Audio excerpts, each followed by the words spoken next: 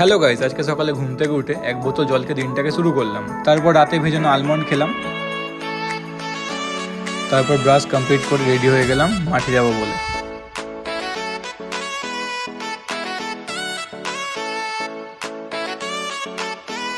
তারপর বেরিয়ে পড়লাম মাঠের ধার যাবো বলে।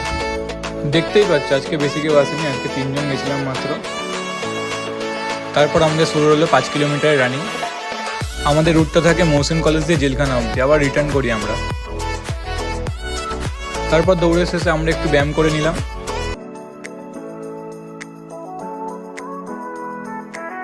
তারপর আমরা পুশ আপ আর ফুল ডাউন দুটোই 3 সেট করে রোজই মারি।